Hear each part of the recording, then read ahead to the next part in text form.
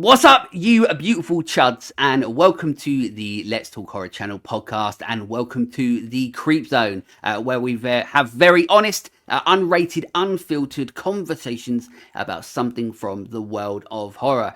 On this episode, I'm really looking forward to this for many reasons, not just because I have the guest that I absolutely love having on the show, a return guest to the show who I introduce in a minute, but it's also going to be, it's quite interesting as to the movie that we're talking about together because of the last movie we spoke about, which I'll talk about as well. This movie is a very important movie to what horror is, what it became, the history of horror. This movie is very, very important. But as I always say, just because it might have a place in the history of horror, it doesn't always mean that it's good.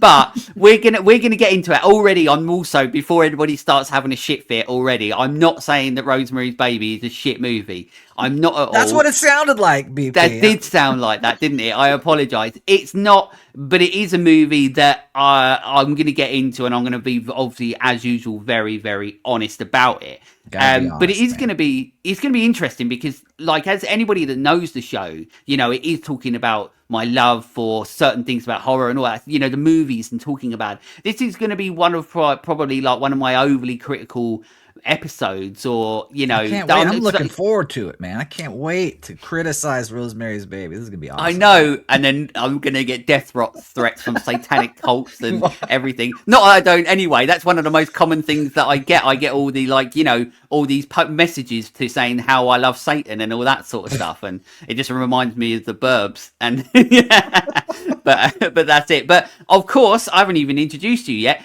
Back on the show with me, return guest who I love having on the show. We have Erik from the absolutely ruddy, bloody, brilliant Cradle to the Grave podcast. Hello, Erik. Thank you for coming back.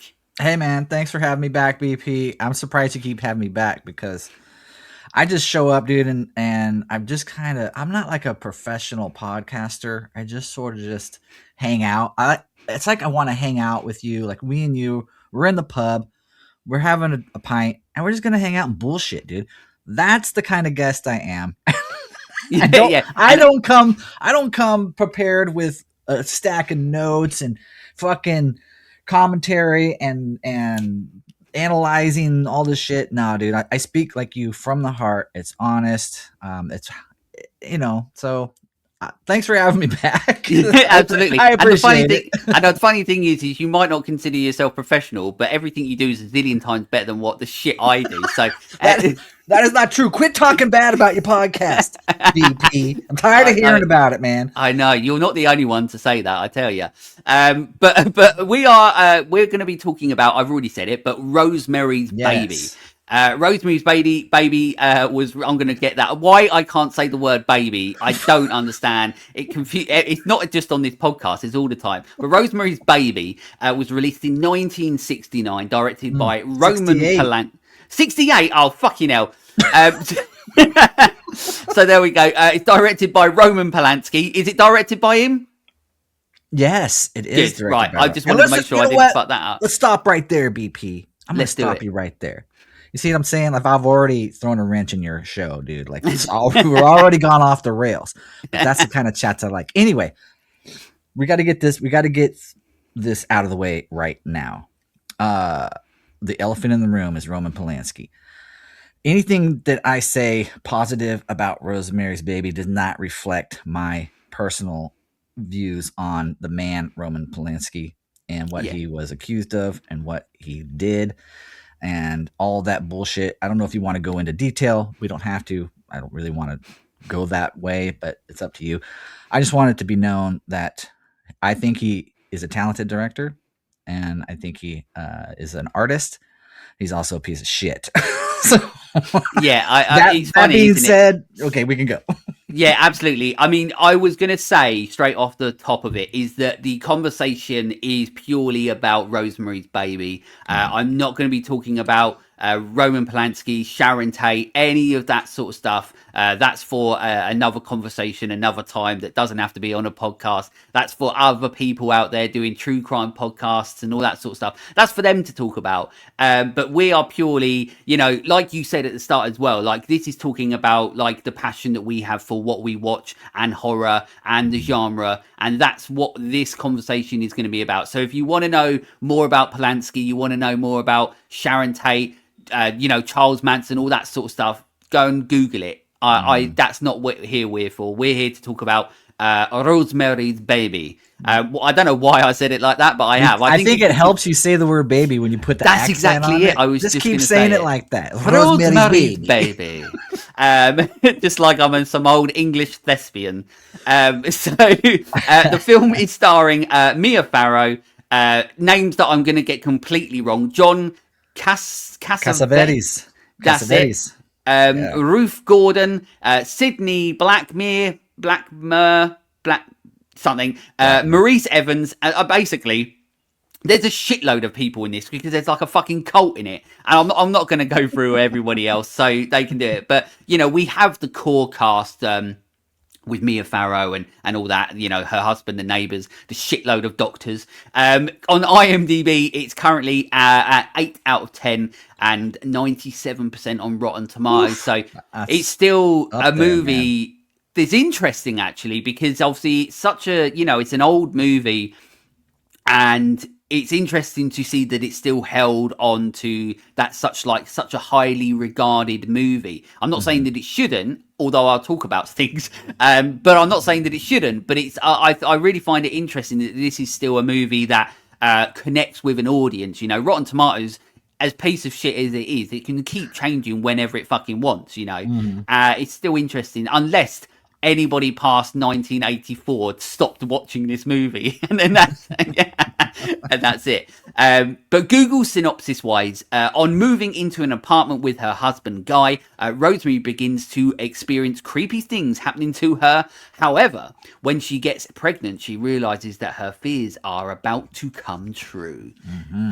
That's Google. There we go. I always do like to ask my guests straight off the bat, because, and also I struggle to try and remember, because where this is a movie that I've seen like once in my lifetime, which once again people are going to be like, what the fuck are you talking about? And I don't give a shit. But I always like to know, when did you, if you remember, do you know when you first saw this movie? That's a tough one. I think I saw it actually later in life, probably in the 90s.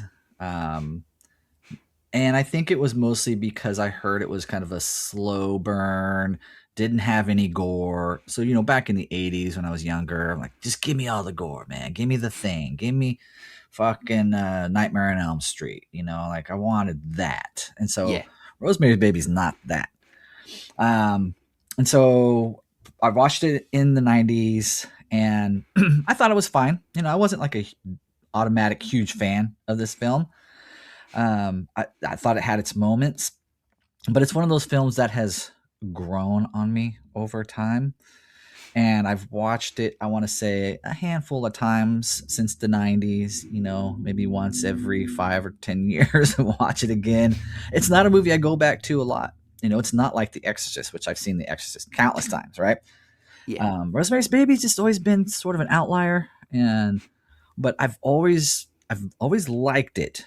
But this last rewatch, I think I like it more now than ever before, and I think it's probably just a case of being older, not minding the slow burn, not minding how it starts off like a Doris Day movie. I appreciate what they were going for, what Polanski was going for, what Ira Levin, whose novel this is based on, was going for. Right? This is horror realism, like The Exorcist. It takes place in the real world. There's nothing.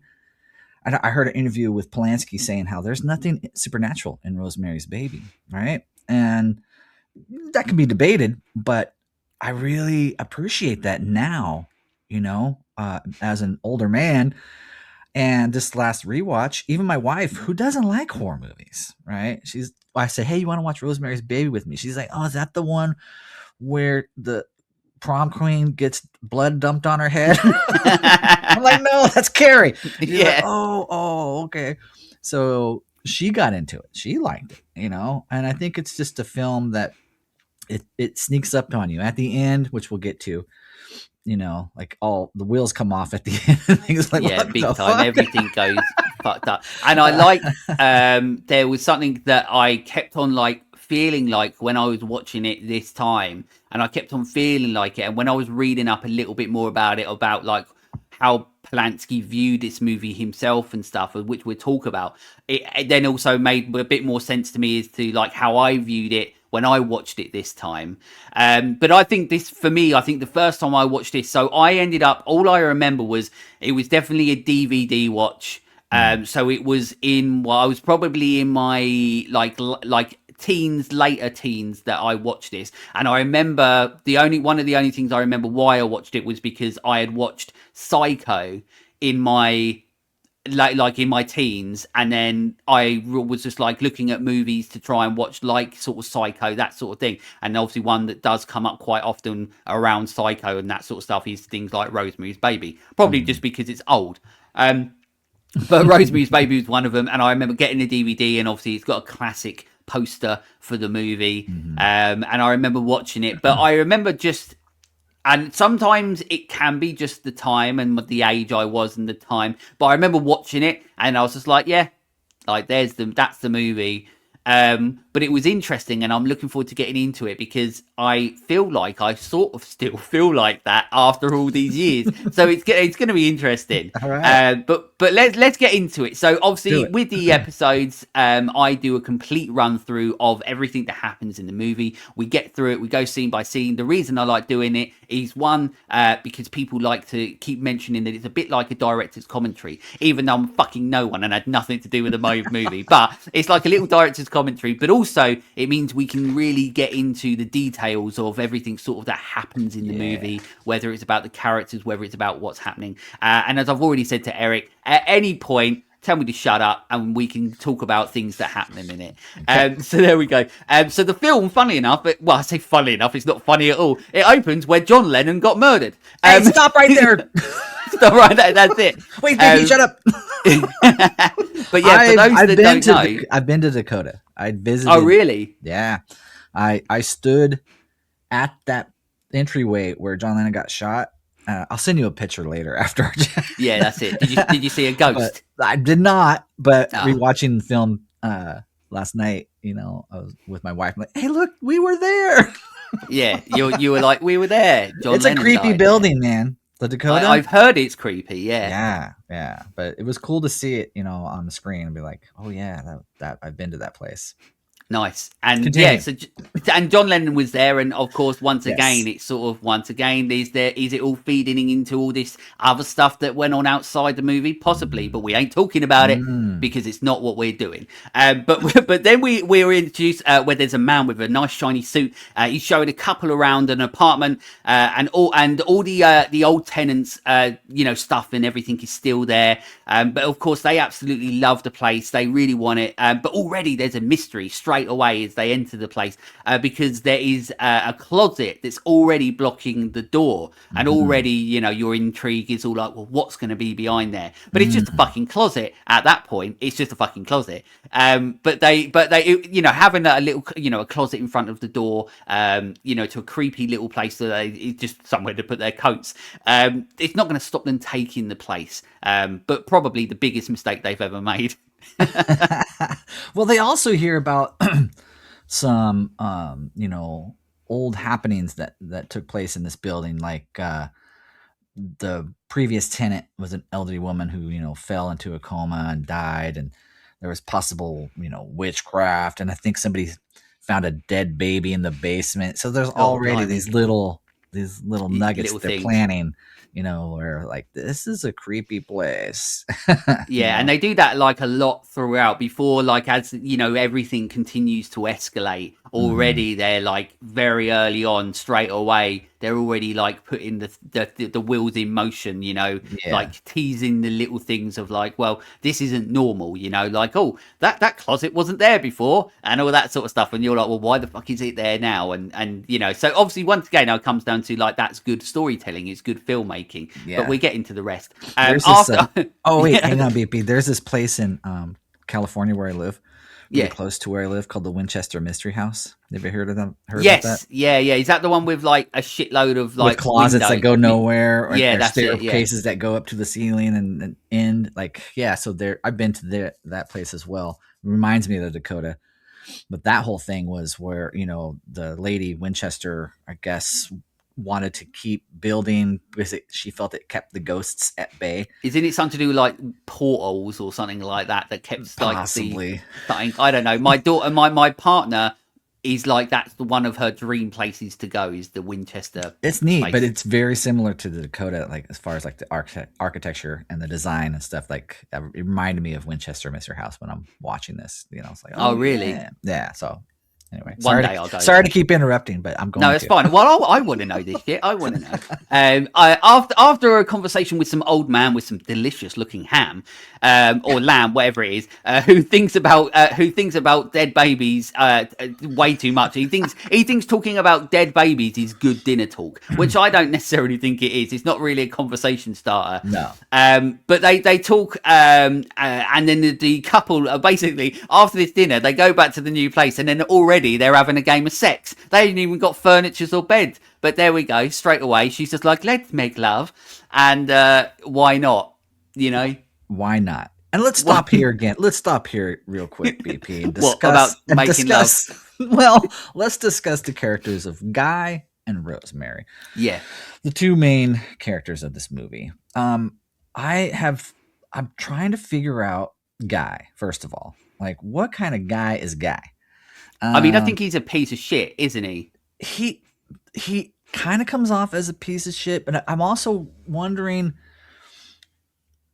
is he having all, because I think I'm jumping the gun, but he kind of sells Rosemary out, right? He like does this deal with the people next door to him. Again, I'm jumping the gun, but I just feel like, was he always a bad guy, or was he I don't know. It's tough, isn't it? Because you think about like why has he done it? Because that was one of the big things about it. Is like what's his connection to it? Why are they doing it? Like how have they made him, or how have they like what's his mindset in regards to like how have they, because it's as far as I know, like there's nothing before this movie with them and the neighbors and so on like that, or the cult or anything like that. So how does it go, like from what we see in the movie is him like when they move in to like essentially them like taking him next door and being like, oh, by the way, like Satan and all that sort of stuff.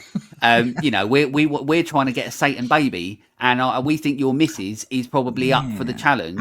I was paying close attention to Guy on this rewatch to see if there were any signs of the type of character he is, the type of man he is, and the way he treats Rosemary. It's almost childlike, and Rosemary herself is a little childlike. The way she wears her hair and dresses and presents herself.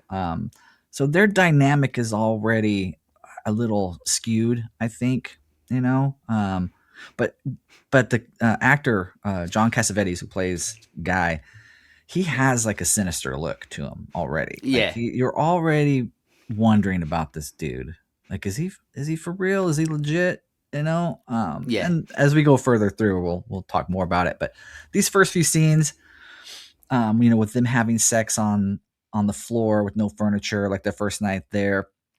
I guess that's kind of romantic, like a young couple. They moved into this awesome place in New York, and they're having dinner on the floor by one lamp, and that's neat, right? Let's have sex. Yeah, let's do it. So, I mean, I felt like that kind of warmed us to them as characters, right? We get to know them, and they're kind of spontaneous. They're spontaneous, and they do like these fun things, but at the same time, like, Guy seems very selfish, and it's all about his acting career, and Rosemary is just kind of there to take care of the house. Yeah, well, that's the thing. I mean, it's a very interesting on-screen interpretation of the time of real life. You know, of how everything was back then, and how the men were the men and the women were the women, Right. and that's how it was. But it's interesting to see how much that's almost put across in the movie. Because that's what it was. So it's interesting. But the place they're in after they have their game of sex without any furniture, it does start actually starting to come together. And Rosemary's she's doing the laundry with a neighbour in a strange and dirty and grimy looking like laundry room. And this is where we get one of the little things as well, which obviously comes later on in the movie, where she's wearing a necklace. Which already she's like, oh, it smells. No, like, why are these people wearing smelly necklaces? I don't understand. It's a good luck charm. It's a good luck charm. But she's got this necklace, and it's one of those things like when you see it, you're like, oh, well, that's going to play a part in this movie later, isn't it? But the other neighbours as well, they're noisy when they're back at the apartment. You've got Guy and Rosemary there, but you can hear some chanting next door. So that's the best thing that you want to hear from when you moved into a new apartment, some satanic chanting. So that's always fucking good. And then as they're on a nice night walk, as they head back to their apartment, the police are outside, and you're like, what the fuck's going on? And the neighbour from the laundry room with the smelly necklace, she's now on the floor, fucking, covered in blood. She's out of it. She's completely gone. And obviously they strategically placed the necklace there as well. But she's gone and jumped out a bloody window. But it's interesting that bit as well, because one, the blood is absolutely just big fucking pile of red paint. It doesn't look like blood at all. Super it's just bright. Yeah, it's so bright. It's just they went down to like B&Q, or that's what we got over here. But they went down to a hardware store. It was 1968, BP. What do you want, man? Okay. Well, I suppose. I mean, so it can't do. They can't use Hershey's because it's like they did in Psycho, because it's black and white. They can't really get away with it that way. They didn't. They haven't quite come up with the right formula for blood yet. That comes later. No, that's when Savini came aboard and was just like, actually, this is how you fucking do it. Dick Smith, the guy who did effects for The Exorcist, he created the blood formula. You can look it up online. Like, his formula is still used today for the correct consistency and color for realistic blood. I think Taxi Driver was really the first movie that utilized that formula, and he got an X rating because of it. Because it looks so much like blood. Yeah, so that's probably why they use big bright red paint for a smashed in face on the pavement. There we go. But yeah, so she's jumped out of a bloody window. The neighbor who looked after the woman, because she stayed with these people, the one that's dead. Basically they come over for a chat with Rosemary, and she bloody absolutely loves the place. Like, the old woman that comes over, she's bloody nosy. She absolutely loves the place. And then she starts inviting them over for some grub. But the husband needs to come home. He's not happy. He has a bit of a crisp sandwich, which I did appreciate. I couldn't tell if he was putting the crisps in the sandwich, but over in the UK, we love a bloody crisp sandwich. So I don't know if you guys over there love it, but we bloody love a crisp sandwich. So I did appreciate that. I also like how we're introduced to the older couple, the Cassavetes. Yeah. They live next door to Guy and Rosemary. Their name is Minnie and Roman. They're kind of a cute, quirky, eccentric old couple, right? And we see them walking towards, the lady has jumped off the roof and she's dead on the ground. They show up and they're just like, well, shit. Not another one. And then they kind of pay attention. Oh, hi, Rosemary. Oh, their attention shifts to her. They're like, okay, here's another. Yeah, they're like, can we get a demon baby in her? I think right there is when the wheels start to turn. That's when the plot starts to happen. They're like, okay, well, Rosemary's next. But I also like the wardrobe of the Cassavetes. They're always dressed in these really over the top outfits and colors and suits, and the way Minnie wears her makeup. It's just, you kind of want to laugh when you see them because they're so goofy looking. Which I think is cool because they're fucking Satanists, but they don't come across that way. No, like the guy's not there with like dark black hair and a red smoking jacket. You know what I mean? Like he's And also he will not fucking shut up about I've been bloody everywhere. Name a place I've been there. Name a place. I was hoping they'd turn around and be like this place, and he'd be like, oh, I haven't been there. But the thing is, like I've met people like that. This eccentric old couple. We've all met or run into people who are like that, and so I thought that was really neat. They don't come across as evil people. They come across as goofy old people who live next door. They're constantly knocking on our door, wanting a cup of sugar or something. Oh my God, it's Minnie again. Like I just like that dynamic. It reminds me of a story when we moved into our new place where we had a neighbor and she's like a really sweet old lady. She's had to move out now, but she's a really sweet old lady. And when we moved in, she knocked on our door and she's like, oh, I've been here for like over 10 years. So like, if you need anything, if you want to know where anything is, let me know. And the first thing I asked her was, do you know what day the bin day is? So when they come and take the bins, and she was like, oh no, I don't know. And I'm like, brilliant. You're no fucking help to me. See you later. Just come and call me if you need some soup opened or something like that, a can opened, and I'll do it for you, which she did far too often. But yeah, so the old guy, he won't shut up about where he's been, everything like that. And also he absolutely bloody loves the husband. He's all about him. He's just like, oh, I think you were tremendous and all that sort of stuff. There's also if you're paying attention, when the old man Roman brings them the drinks, the pink vodka drinks, Rosemary reaches for one and he stops her. He's like, let me get it for you, because I think that was the first bit of drugs or something that they were, because he gives her the drink. Do you reckon it's like portables? This is the one for you. Satan semen in a pink drink. What we think is that like the impregnation happens later on in the movie. It doesn't. It's just from a sparkling pink drink with Satan semen in it, and that's how it happens. I think the plot has already been hatched, and they're already scheming to get Rosemary. So they're already feeding her drugs, man. Yeah, well, one's jumped out the fucking window, so now they've got to get someone else. She has like this weird dream too before the rape dream. Yeah. So I think they've already started drugging her at this moment. I think you're exactly right. Yeah. The next day, and the annoying loud neighbor, she brings over another, just out of it, just brings over another fucking neighbor that she just starts sit there. She's knitting stuff and everything like that. Rosemary's obviously like not too happy about it. She wants her space. But then she gives her Rosemary the smelly necklace. She's like, oh yeah, here, by the way, this is for you. Yeah, exactly. And then straight away I was just like, well, I hope they washed it after, unless they've got like a drawer full of these smelly necklaces, I don't know. But hopefully they washed all the brains off it, I don't know, but from the woman from before. But yeah, Rosemary, she doesn't wear it at that point. She shoves it away. She's not wearing some smelly necklace. Guy gets a phone call at this point, and it's bad news. Not for Guy, but for someone else, because it's great news for Guy.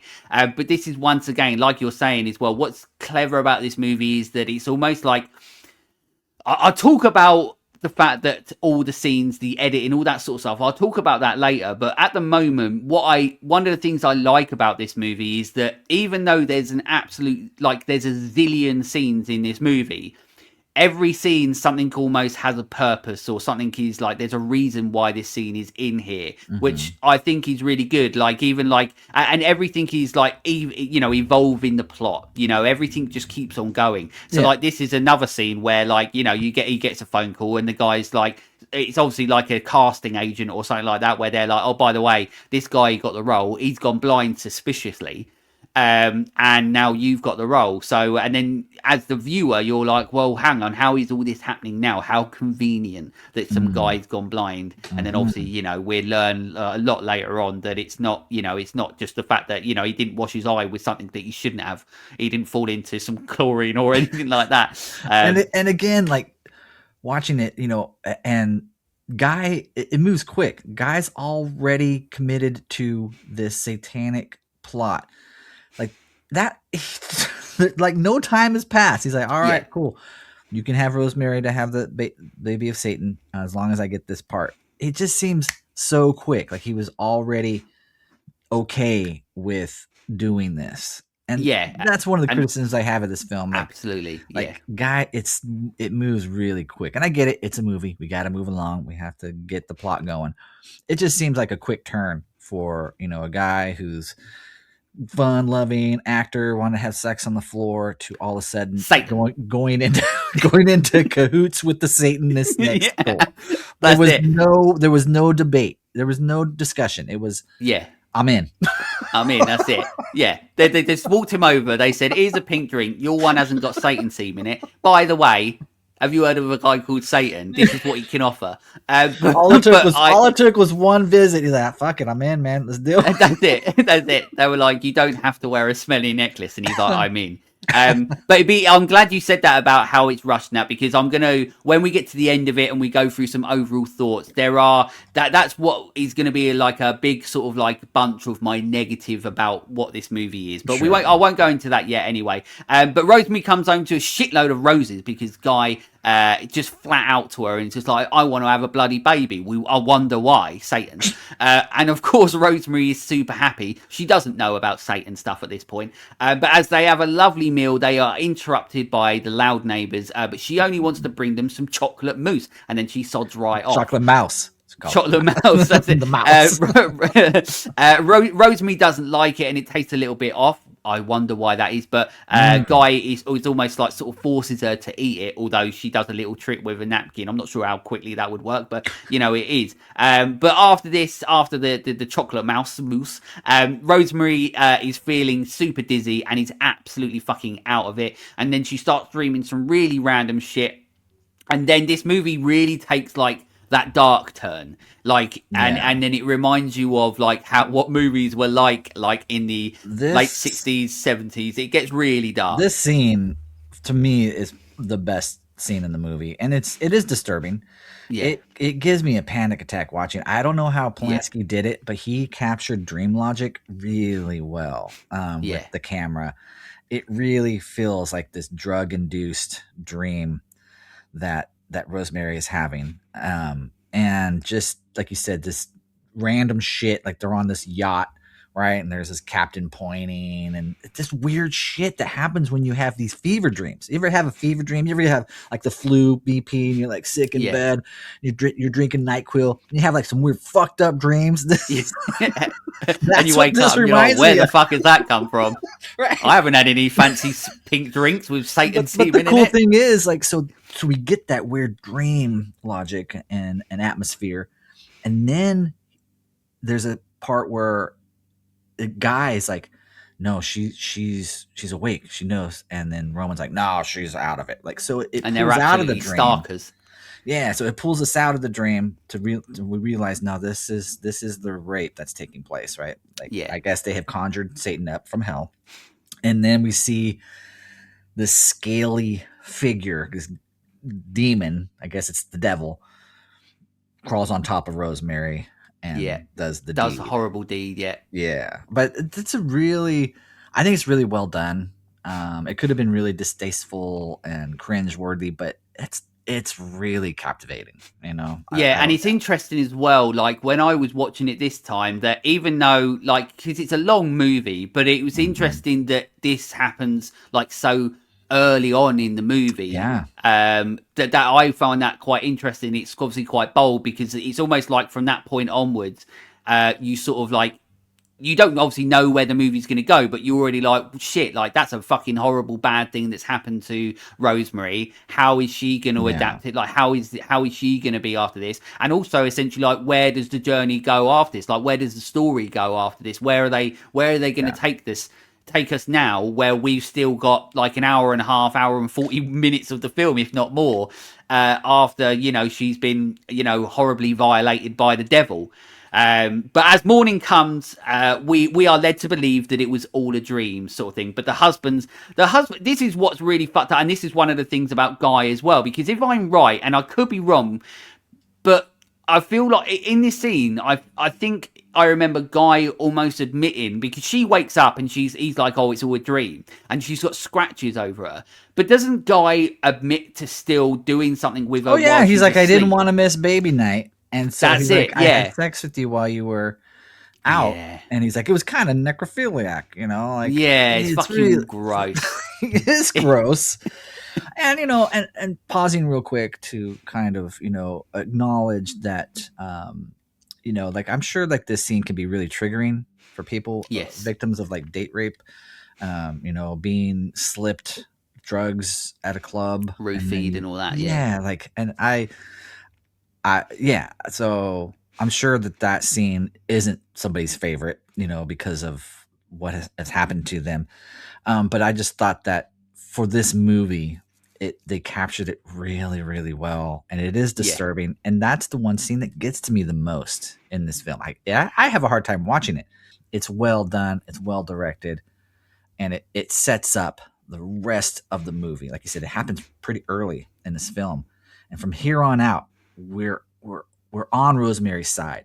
Yeah. It becomes almost like a Hitchcock movie where You're right. Yeah. everybody's in on this shit, man, and it's only one guy who has to find a way out of this conspiracy. And that's really the core of this movie, is this plot against Rosemary. And everybody's fucking gaslighting. Guy is the biggest gaslighting motherfucker on the face of the planet, right? Yeah. Like you're just having hot flashes. You're just having menopause or whatever. Like your pregnancy is causing all these delusions. Just gaslighting her right and left. And we're all just like, come on, Rosemary, find somebody to help you. And that's the strength of this movie. And it's interesting as well because, Rosemary isn't like, the Ripley, the Laurie Strode, like she is a female of the time, that is, like we said, the husband is the one that does all this and the husband tells you what to do and stuff like that. He gets mad that she cut her hair. It's like that. Yeah, exactly. So it's like, fuck you, guy. Yeah, I know, it's horrible, isn't it? So it's like, it's interesting because she's not like, although, throughout the movie she becomes, stronger willed and so on. But at this point, we know her as this, I don't want to say weak because it's not a nice word to say, but you know what mouthy. I mean. She's kind of mouthy. She's I mean, I think the haircut's awesome. Yeah, Guy's absolutely. stupid.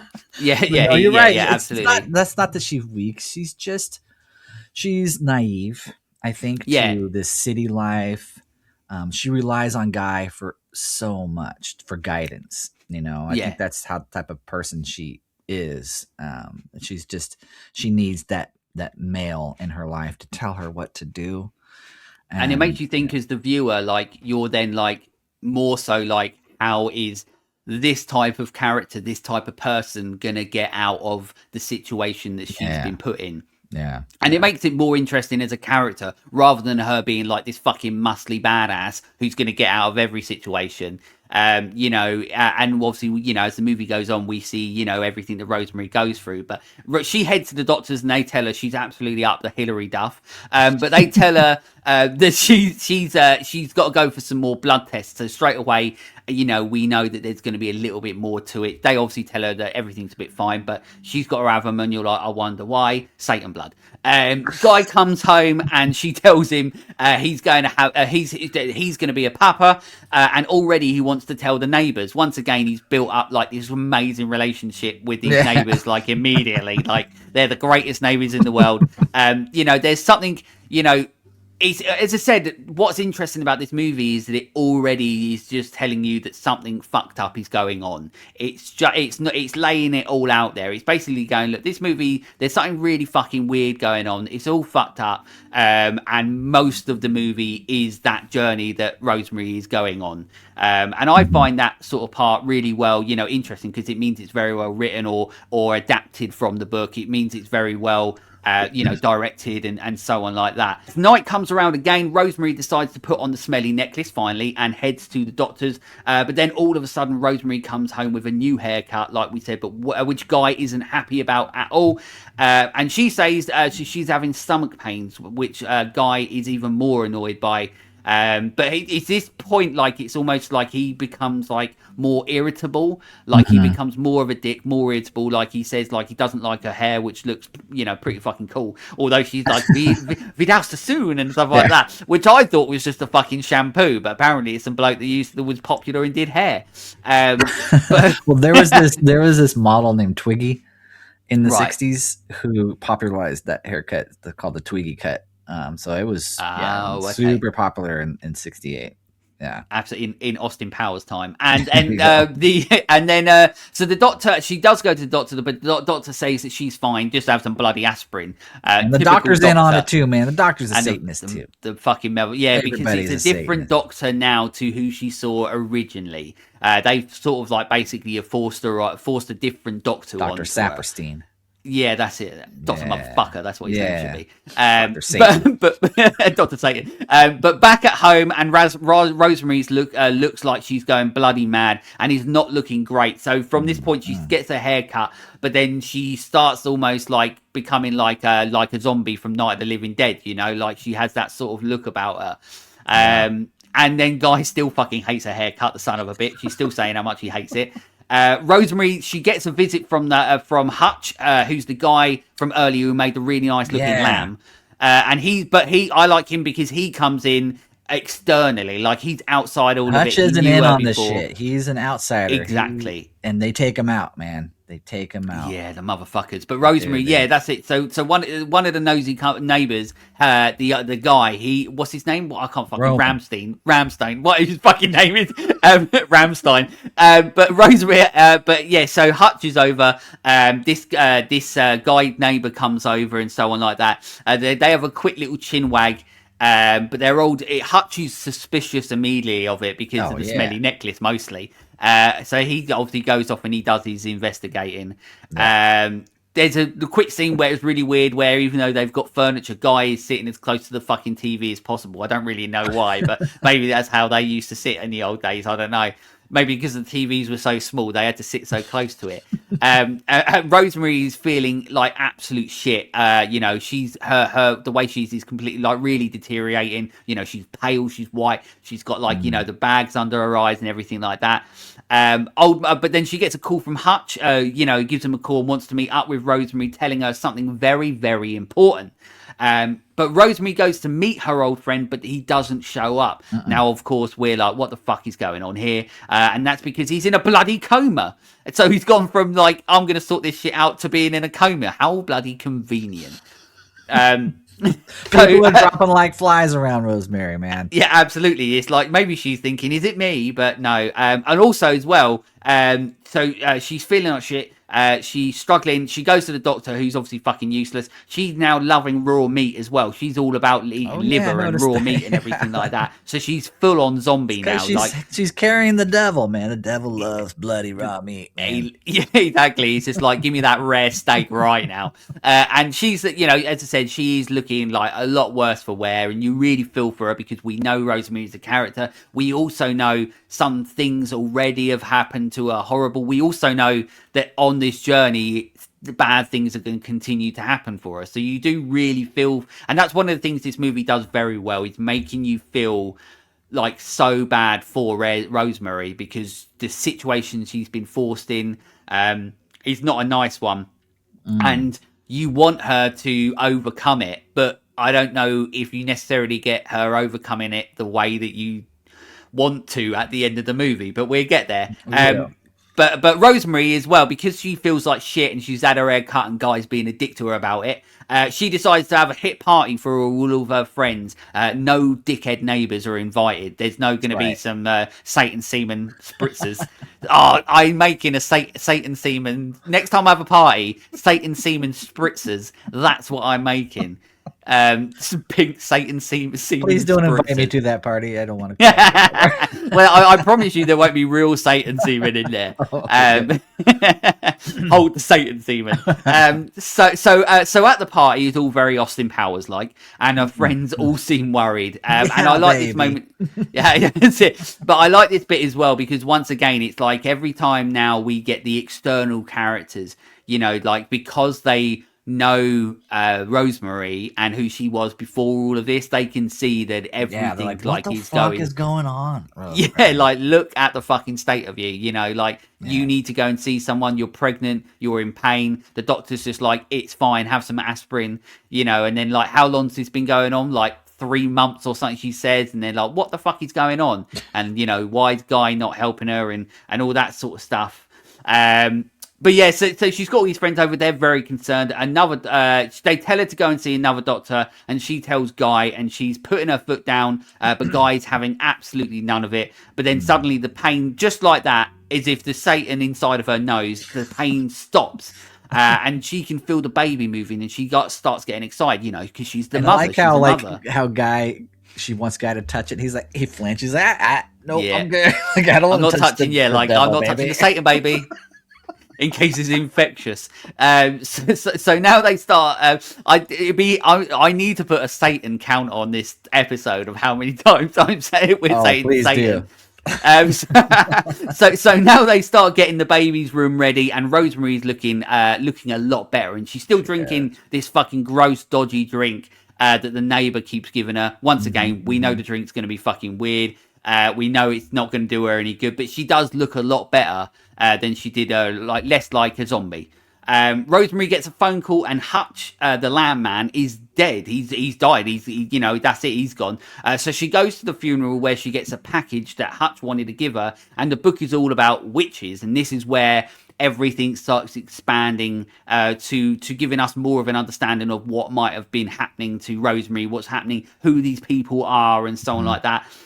We find out that the smelly necklace is so smelly, it's not because of anything else, it's because it's fungus called devil's pepper. And she gets the Scrabble board out to figure out an anagram. Yeah, I love this segment of the movie as well. When it's almost like a detective, where she has to do the research and go to libraries and find out about witches and look through all these old books. Like, I love shit like that, where they discover this grand plot that has been hatched by the Cassavetes. That she finds out that Roman is the son of this old witch guy who was killed in the front of the hotel or the apartments that they stay in. And she's putting two and two together, man. And that's when she starts to like realize, like, oh shit, like they're trying to get my baby. She doesn't realize it's the devil's baby yet. She just thinks they want. Yeah. She thinks that this coven wants to take their baby, take her baby, and like sacrifice it or something. Yeah. And what's weird as well is like, the sad part is that like she hasn't got anybody to help her, and that as the viewer, because she goes to Guy with it, and Guy is almost like basically like, whatever, this is shit, you're talking shit, you've gone mental. Again, gaslighting the hell out of her. That's it. And he takes the book away from her.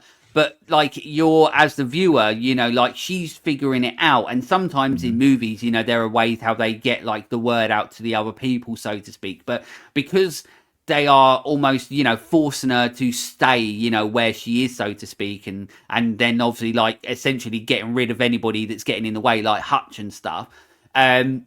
She doesn't really have anybody to go to. So as a viewer, you're like, well, how is this going to get resolved if she hasn't got anyone? How is she going to do this? Like, how is she going to get out of this if she is going to get out of it? Because obviously her husband's in on it. And he's, he takes away the book from her, and he doesn't want her to have it. And then the annoying and creepy neighbours, they piss off on a trip. And Rosemary, she's pissed off as Guy has thrown a witch book away. So he literally puts it away and then chucks it away. And then suddenly we cut to her walking over a road, absolutely not paying attention. I will get back to that because that's interesting. Yeah. And she's walking through traffic, nearly getting run over and everything. And then she chucks a smelly necklace down the drain, which is a good decision of hers. And she heads to a bookshop to get a proper big, witchcraft book to do some more investigating. She decides to give a call to the guy that went blind. She gives him a call to find out a little bit more, and then quickly after that she gets some cash and a bag and heads out the door to the doctor's. But then she starts to realise a bit more of what's going on when the receptionist tells her that the doctor smells bad, like her necklace. So there's more of these smelly necklaces around that everybody's wearing. Everybody's a Satanist. Everybody's a bloody Satanist. So she gets out of there. She fucks right off to the nearest payphone, where she calls her old doctor to get a call back from the telephone box. And it's a cool little scene. I do like it because it's sort of building up that tension and so on like that.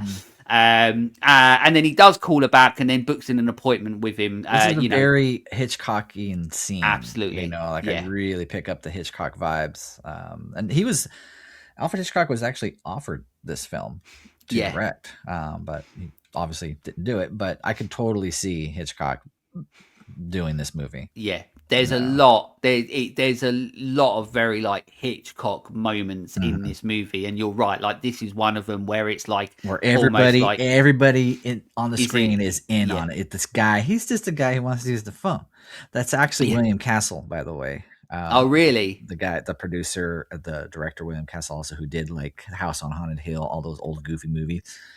That's him. That's his little cameo. Which again, Hitchcock did the same thing, right? He put himself in his movies. Absolutely. At that time, it was like I've got to do it if I'm going to make a movie. It's like I've got to be like Hitchcock. But the madness of the situation is really getting to Rosemary. To others, obviously, she would seem crazy, you know, in the world. But to us, she's not really crazy, or is she? I don't know. It depends how you view the movie, which I find, you know, is obviously really interesting when we get to the end, and I'll talk about that. But she does go to see the old doctor that she had, and she starts talking about all the witch stuff, which is, you know, a little bit wild, because I don't know if you would really go to the doctor and be like witches and Satan and shit like this. But then maybe it was the time, maybe the doctors were more like psychiatrists back then, I don't bloody know. But yeah, he sort of like basically tells her, you know, like everything that's going on. He tells her to go and rest in another room, but unknowingly to Rosemary, the doc, who's supposed to be nice, you know, we think like he's going to help her, doesn't help her at all, because he ends up calling Dr. Ramstein, Rasputin, whatever it is. To, you know, give him a little bit of grace, like, she does come off as fucking crazy, lunatic, right? And so he's like, well, she needs help. Like, let's, you know, we need to like care for this lady, take her to some, you know, therapy or something, you know, like, I feel like it was sort of out of his hands, you know, like I need. Do you feel like he was in on it? No, I don't. Right. Okay. No, I don't think the guy, that doctor played by Charles Grodin, by the way, which is always funny to see Charles Grodin in this movie, because this was his first movie, but he later on became this comedic actor and started Midnight Run with Robert De Niro. So he has like this kind of funny way about him. So when he shows up, I expected him to be like tell a joke or be funny, but he's not. No, he's like dead, like serious doctor. Yeah, but I don't think he was in it at all. Yeah. Right. Okay. That's cool. Yeah, because I still, in my mind, I'm still like a little bit like, is it he's in on it and that's why he's done it, because he's like, oh, I've heard all this and I know this doctor, because he does say that he knows this doctor or he's heard of them before. But also at the same time, it's like, is he doing like the duty of care, so to speak, where it's just like, she's fucking balmy, she's crazy, and we need somebody to come and look after her and take her, otherwise she's going to end up. I honestly think he just didn't want to be bothered. Like, yeah, probably. He's just like, my job, man. It's not my job. No, exactly. Yeah, you're probably right. But after that, they head back home, where she drops some shit, and she absolutely legs it into a lift. This is the point where now, like, the desperation side of it, where she knows that they're trying to do something to her, or the movie is leading that to say that people are doing stuff to her. She gets to the lift, she drops her stuff, she gets into the lift, she runs up to the apartment, she gets in there quickly. This bit's a little bit like Zombies, where the zombie's almost trying to like smash the door down and stuff like that. There is a lot of like, I don't know, like this movie, there's a lot of like Night of the Living Dead in this movie, that when I watch it, I feel like there is some Night of the Living Dead in there, you know. It's quite interesting. So yeah, so she's at the door, you know, they're trying to get in, the evil bloody buggers outside, but sadly that doesn't last long, as loads of people are now inside the house. They have I quite like, there's a shot that they do where like they've closed the door, she's locked the door, she thinks that they can't get in, and then they're like, she goes into like, I think it's like the bathroom or somewhere like that, or the kitchen, something like that. But then you see like a couple people walk behind her in the shot, and then you're like, oh, for fuck's sake, like there's no helping her, like she can't do anything that's helping her. But yeah, so so you've got all these people, there's shitloads of people. The doctor, as you say, holding a syringe. She tries to fight them off, but they hold her down and inject her, and then she goes into labour right there. She wakes up and she sees her husband, and he tells her that the baby is out. This bit's a bit weird, because he tells her, I think, that the baby is fine. Guy tells her the baby's fine. But then, almost straight after, when Rosemary wants to see the baby, the doctor's just like, oh, by the way, the baby's dead. Like, the baby hasn't made it. So, like, Guy's lied to that her. was all part of that was all part of the plan, right? To pull a fast one on Rosemary, to be like, the baby's fine, everything's cool, right? But really, what the plan was is, like, she was never supposed to see that baby ever again, right? So the Dr. Saperstein comes in and it's like, there were some complications, the baby's dead, right? And Rosemary is supposed to be sad, but Saperstein's like, but you and Guy, you're good to have another baby. You're perfectly fine. Everything's fine. So you're going to be okay. When reality is, like, yeah, that baby is fine, but they're going to take that baby and raise it without Rosemary, and she'll never know, the end, right? But that's not how the movie ends. no, exactly. Yeah, we get there. So Guy, after this point, Guy is like sort of trying to act like the good guy in a way now, right? And Rosemary it's is over. of course, everything's fine now. Absolutely. And Rosemary's like, of course, she's finding this really tough because obviously, you know, what's happened to her child. But then she's in bed and she starts hearing a baby crying. But and of this course, is a stupid. Why the fuck would the Satanists keep that baby next door with these thin walls? That's I know. This bit's a bit fucking stupid. Yeah. But then Rosemary, she stops taking the pills that they're giving her. She does like a little trick where she's putting the pills in like the bit in the wall and stuff like that. So they know that, you know, they think she's taking them, but she's not. And then she does build up enough strength to get up, and she heads to the closet that was blocked up at the start of the movie. Where she finds a door. So she goes off, she grabs a knife, and she heads through this mysterious door that leads to another apartment with paintings everywhere. Like, there's something, I don't know if you're like me, but it's almost like a crossover to something a lot more sinister. Like this room, there's something like a lot more darker, but sinister about this room. The paintings, that and all hallway that sort of stuff was in Rosemary's dream when she was drugged and got assaulted by the devil. There's a quick flash of a burning building, like a church, and then when she's going through that hallway, she sees the painting of you're right, of that burning church. So this was the hallway that they took her down when they drugged her, and so I thought that was really neat. You know, like this, it wasn't a dream. She was seeing it with the drug-induced, you know, brain. But yeah, so that was the hallway they took her when the devil came. So yeah, you're right. I didn't think about that until you said it, and then I was like, oh yeah, you're right. Yeah, she did. But then she hears some talking as she's moving along down this hallway, and then it opens it up into a room where absolutely fucking everybody is there, and they sort of like, they aren't happy. Are there, man. All the Satan bastards, they're there. They aren't happy. They're not happy that she's there. But then she sees the baby crib. I mean, it's definitely like something that Marilyn Manson was like born in, you know what I mean? Like, it's a proper gothic upside down cross, like mobile thing. You know? It's like the most gothic emo crib that's ever existed. But Rosemary looks in it and she's shocked at what she sees. As she goes mad, we finally get the truth that Satan is the baby's real papa, as they all start shouting, "Hail Satan!" And that's such an iconic scene. Yes. It is a little goofy when they start "Hail Satan!" Right? Yeah. They're like, "Whoa!" Everybody just fucking went crazy. But they've got their fucking Satan it is semen iconic, drinks. you know, when she sees the baby and they play that that weird kind of music that they're doing, and she pulls up and her eyes get big. She's like, "What have you done to its eyes?"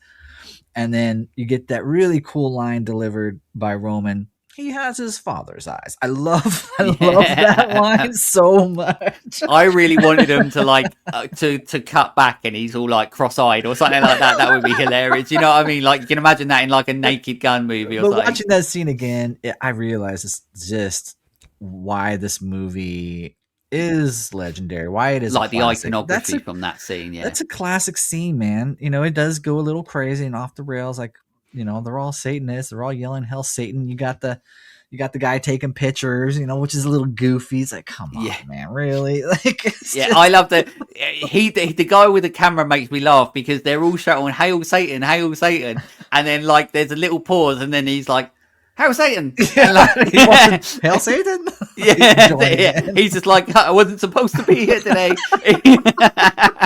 um, but guys, he's trying to reason with Rosemary because she's like, what the fuck is going on? But she spits in his face, fucking legendary.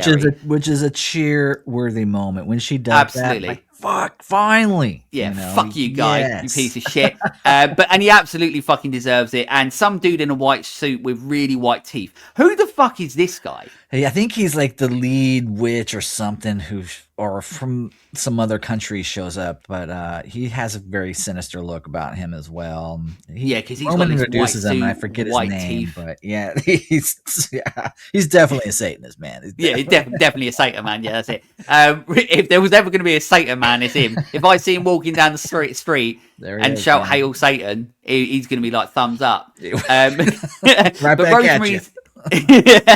But Rosemary hears the baby crying, and she goes over the crib where she starts rocking it, and it seems as though Rosemary is giving in with the tears, with tears as well, sort of running down her face. But yet also at the same time, it's interesting because it's almost like she's really sad, like the tears are coming down her face because of everything that she's gone through and what all of this is to her. But there's also like weird because there's like love in her eyes as well, which is what I find really interesting about that moment, where it's the sadness of everything that's happened, but there's still like the love for a child that's her child in her eyes. And I really like, I really like found that interesting at the end of it. And then as it now is, obviously she's decided to become the mother to a devil baby, and then the film ends. Yeah. And then that's the end of the movie, and then you're like, oh, okay, well this is that's a wild fucking movie, like, you know what I mean? Do you think it's a happy ending or a sad ending? Well, I find it interesting because I didn't really think about it too much the first time I watched it, but when I watched it, so now we're just talking about how, like, generally the movie, how we feel about it, all that sort of stuff. Because now I can talk about, like, the things I don't like, but also, like, the interesting aspects is, I don't know how you feel about it. And as I said, I did mention earlier on how, like, so I thought about this when I was watching it, and then for prep, I was looking into things. And one of the things that I was thinking about was actually something that Polanski was sort of talking about, where he didn't want this movie. He wanted to still make this movie somewhat ambiguous. He didn't want to flat out really essentially say that this was real, everything was happening, everything was Satan, all that sort of stuff. And when I was watching it, there are these moments, like when she's having these like dreams and stuff like that, or as everything starts evolving throughout it, I kept on having these moments where I was just thinking, like, what happens? What if this is like a condition, that she has? What happens if it's like a mental health? What if this movie is all in her head? What if she's legitimately insane? And she's an unreliable narrator. And I've heard a lot of different theories on the interpretations of this movie. And that's one of them. Like, what if this is all in Rosemary's head and she didn't really have the devil's baby, but we're seeing it from her point of view, like this big satanic conspiracy, when really in real life, it was just a kind old couple who wanted to help her through this pregnancy because she was insane, and they want to get her through this. And that's why they take the baby and all that sort of stuff. So you can look at it either way. I look at it as it's all Satan, dude. Satan. Yeah, that's the way I want to look at it. I want to believe that she had some pink sparkling semen drink that I'm on started board. I'm on board with Satan, dude. I'm on board with the conspiracy. I like watching this film the way I think Ira Levin wrote it. There was actually a sequel to this movie, which I've never seen baby it. Grows up and becomes like the Antichrist or something like that. I've never seen it. I've never read it either, but apparently it was true. She did have the devil's baby. Yeah, it's one of those things where, like, they keep it ambiguous, but for the sake of having a sequel, everything happened and everything was real because we have to make a sequel. That's right. That's it. But yeah, I think so. Controversially, I will say that. Well, this is. Do you know what? It's. I say it's controversial, but it's interesting because once again, it was me looking into the process of the movie, like I just said, about finding a bit more about how Polanski was trying to make it a bit ambiguous. when I was watching this movie, and this was something that I did think the first time that I watched it, obviously when in my teens, and when I watched it the other day, this movie is way too fucking quick. Like, it's the editing in this movie is just snappy. Like, it's just scene after scene. There's very few like elongated scenes or elongated moments in it. Mm-hmm. And that actually started to really piss me off, because I wanted to, like, there's some moments where I really wanted to breathe into that moment, you know, like I wanted to like expand on sometimes the conversations or expand on the moment, you know, and bring out like a little bit more of like the tension and the dread of the moments. But then before you know it, cut, edit, fucking next scene. You know what I mean? But what I didn't know was that originally Polanski wanted this to be and made it to be a 4-hour movie. And then because it was a 4-hour movie, they wanted him to shorten it down, because obviously this movie's still over 2 hours. So it's a long movie, and Polanski basically couldn't decide what he wanted to take out the movie and what to cut. So he let the editor, Sam Osteen, which is probably wrong, but hopefully it's right. But he decided to basically, Polanski told him to fucking decide what to take out. So it's interesting because it when I heard that, well, when I read that, I was like, okay, well now it all makes sense, because this editor of editing is so fucking important. Like, when I watch movies, if it's poorly edited, it takes you out the movie, but it's so important to the movie.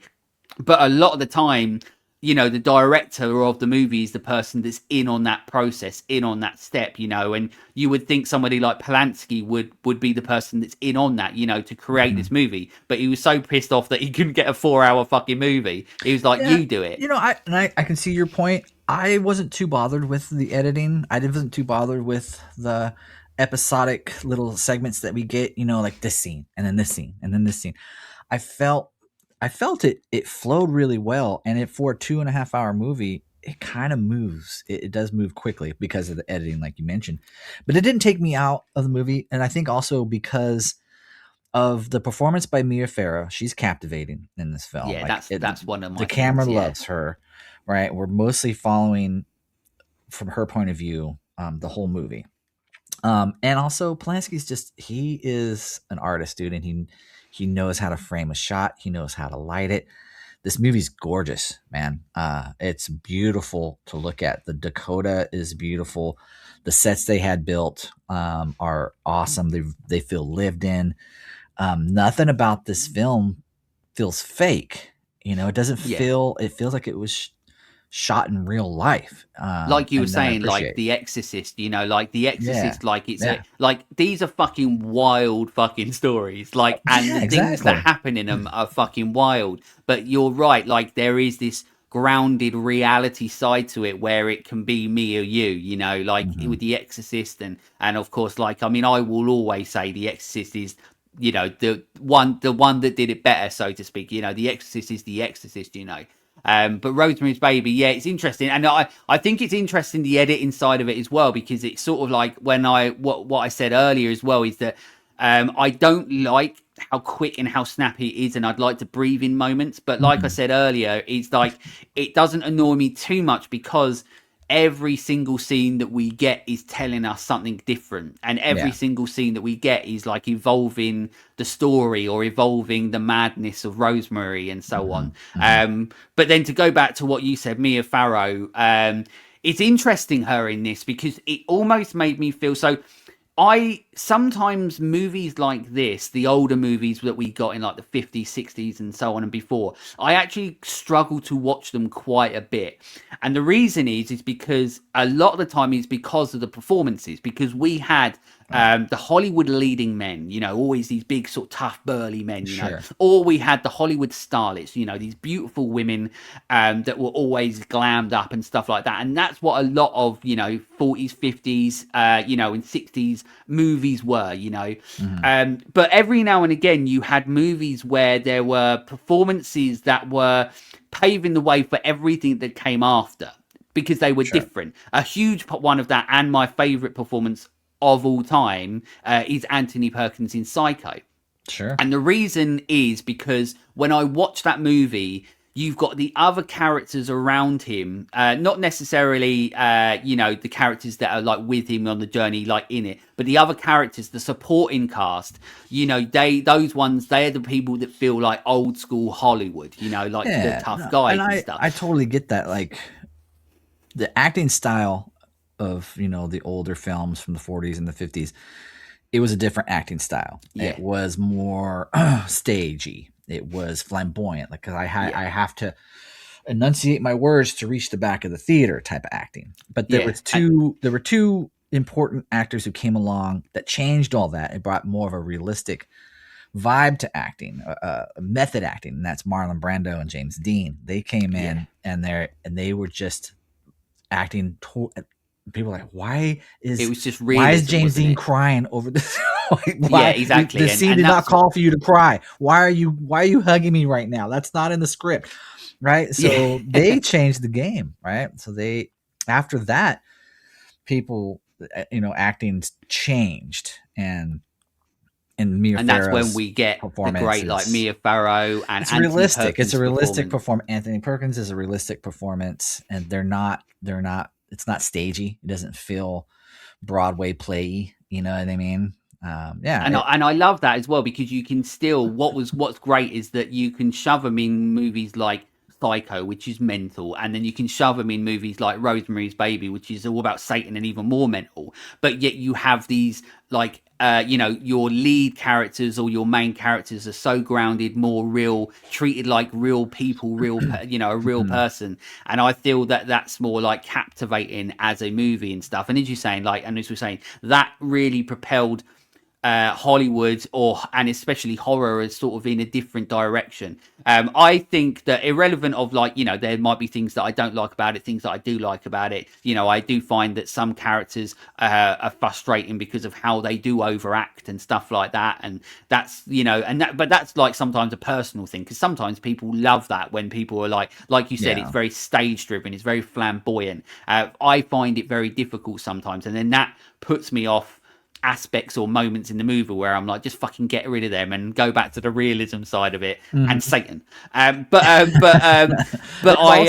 also I think what helps the film ground it is the lack of musical score of exactly. There's no music. There's the lullaby theme, and then there's the creepy theme at the end when she discovers the baby, but there's no like other like incendiary music throughout this film. It's just like it's there for the impact. Yeah, exactly. And The Exorcist is the same way. There's no music in The Exorcist either, No, and then you get Tubular Bells, one of the greatest pieces, and you're like, "Fuck, that's amazing." But you're right. It's just once again, it's like, and of course, this is like a lesson that horror learned is how integral sound is to the movies. And you're exactly right. Like, you don't always have to have this big thumping score over every moment. Sometimes you've got to have those moments where they have nothing to sell what's happening on the screen, and horror knows that best because of the iconography it's created. Well, but one of the things that is interesting is the iconography of this movie, because irrelevant of my likes and dislikes and everything like that this is one of the pivotal moments in the history of horror, like I said at the start, and this is why it's interesting that we're talking about Rosemary's Baby, because the last episode that we did was Night of the Living Dead. Yes, and we both spoke about that movie, where that movie really is a movie that changed the landscape of what horror was to be. And Rosemary's Baby, of course, is that type of movie as well, because after this, of course, Satan was like the in thing. So you had The Omen, you had The Exorcist. So it really like opened the doors to creating this more realistic but yet like otherworldly, insane sort of story horror or story driven horror around like Satan or about these wild things. But it, like I said, it sort of then grounded the reality side of it. And then that's when we started getting into 70s horror, which for me, as I said, is always the most the end of the 60s 70s horror is the most important to the history of what horror is, because they're the ones that really laid the foundations of what horror was allowed to be. Well, yeah, like we talked about with Night of the Living Dead, how that really kind of was the birth of the modern horror film. But credit to Rosemary's Baby is that this movie closed the door on the 60s and opened the door to the 70s. Yeah. The 60s, it was like, flower power and the hippies and stuff, right? 1968 was a turbulent year, mostly in the United States, where we had assassinations, RFK, we had And Martin Luther serial King, killers and all that. we had the Manson killing, which in a weird way helped propel this film to become as popular as it is because of all the backstory, right? Roman Polanski was the director of Rosemary's Baby. Was Sharon Tate murdered because he was fucking around with Satanism in this movie? And is this movie cursed? Same thing happens with The Exorcist, right? Oh, is The Exorcist cursed because of all these people dying around it? None of that's true, but it plays into the legend, and it helps propel the iconography. Yeah. But no, I think that this movie is super important to the horror genre. Without this movie, there wouldn't be an Exorcist, man. Period. Yeah, absolutely. I love, part of this channel, and Let's Talk Horror isn't just talking about the movies, and it always, since the first episode and even before about it, like, it's just, it's talking about what is the iconography of the history of what is horror, like what started it, what helped create it, what propels it to its next incantation, because horror is constantly changing it. I mean, we're in that moment now, where everything, we're in this, and I always talk about it, we're in the nihilistic zone of horror, where everything is always fucking bad and everyone's got to die and nothing's happy and you can't have any hope. And that's where we are with horror. But this is just, for me, the interesting about horror is that a lot of the time, you sort of like, it's a moment, horror will become something else again. And that's where I'm looking forward to that moment, because I'm so bored of all the fucking, nasty shit. I want some fun again. But yeah, it's so interesting. So this is why I love like films like Rosemary's Babies, or talking about them, because it's not just going, this film's good and this film's bad, or Satan and shit like that. It's like, this movie is very, very important to the grand scheme and grand scape of, of what horror was and what it became. And like you said, if you don't have a movie like Rosemary's Baby that broke the ground that it did, then you don't have, like you said, The Exorcist, one of the greatest, most successful horror movies of all time. It opened the gates for that.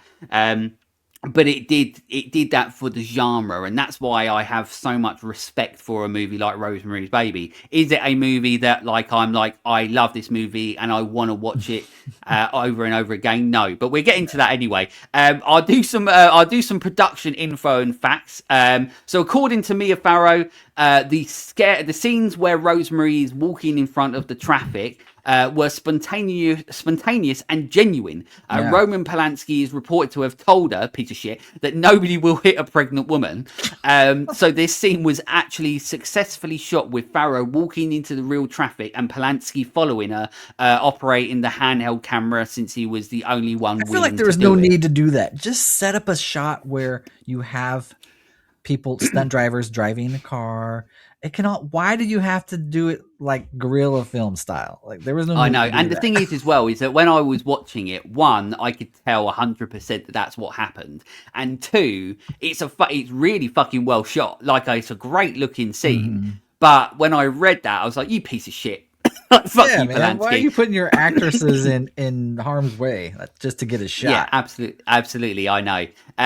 The interesting one. So Frank Sinatra, he filed for divorce from Mia Farrow during production. Basically, he didn't want her to do this movie, but she really wanted to do it. But then there was a point where, because he wanted to get a divorce if she did the movie, Mia Farrow turned around and was just like, I don't want to do it, until somebody turned around and said to her, if you do this movie, you're going to win an Oscar. At that point, she turned around and said, I'm doing the movie. Frank Sinatra filed for divorce, and then she didn't win an Oscar. So this movie destroyed a marriage. That's crazy. It's not great. And do you know what? It's mad that she didn't win an Oscar for this. That's insane. Because she's literally leads this whole movie. Absolutely. Yeah. And then The last thing that I've got, there are a couple of important dates and numbers that can sway people's opinions in the movie as to what actually happens or if everything is actually real. For example, there is a scene where Rosemary is in the telephone box, and then really randomly, because I was just like, did she actually just like weirdly say something? Like she said some numbers, but she does. She says the numbers 4377, and if you turn those numbers upside down, what word do you get? You get the word hell. And then as well as that, the child was born in 1996, and they say the month is sometime in June, which is the 6th month, meaning 666. They did that in The Omen, man.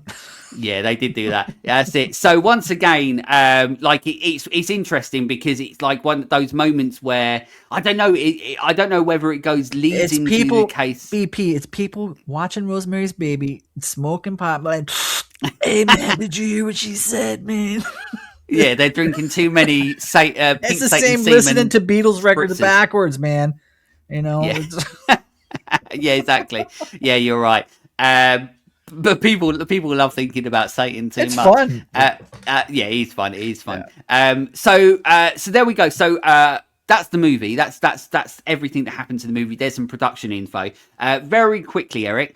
What are your overall thoughts on the movie, or are there any like other little things that you wanted to say about as well?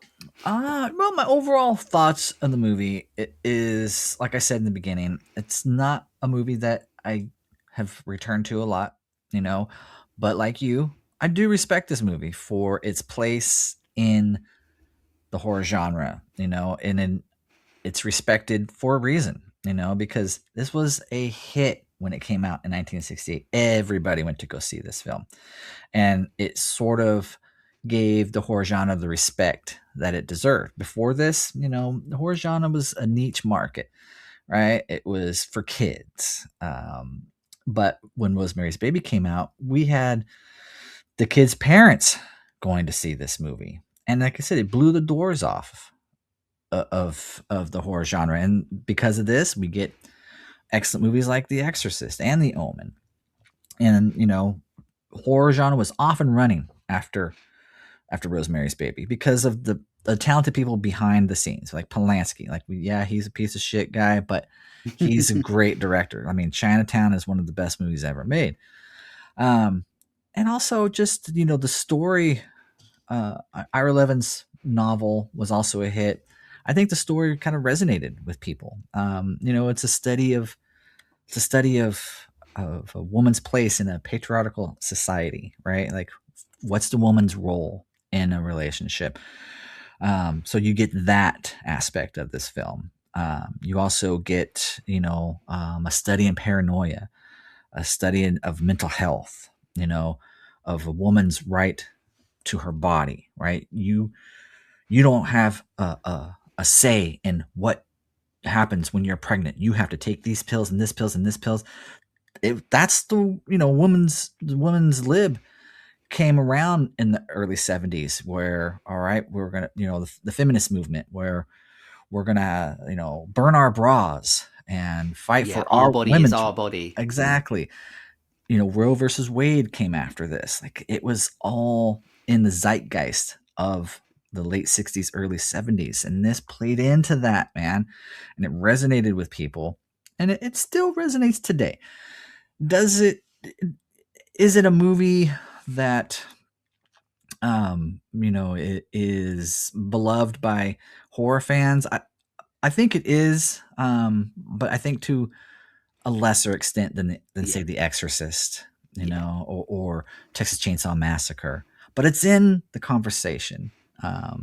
For a reason, because it does have some iconic scenes. It has great performances. It's brilliantly directed. It has some goofy moments that, you know, as much as I love the ending, it is some chuckle moments when all those old people are yelling "Hail Satan." It's just so fucking wild, wearing crazy shit, not giving a fuck about some woman that's falling out the window with a paint but you know blood what? paint. This movie, like I said, has grown on me over the years. I'll probably, of course, I'll watch it again. Yeah, I'll watch it again. You know, in another few years or so, I'll throw it on, and I'll probably love it more than I do now. It's just one of those films that becomes almost like a comfort watch in a weird way. But yeah, I enjoy this film. I enjoy it. It's a good one. Yeah.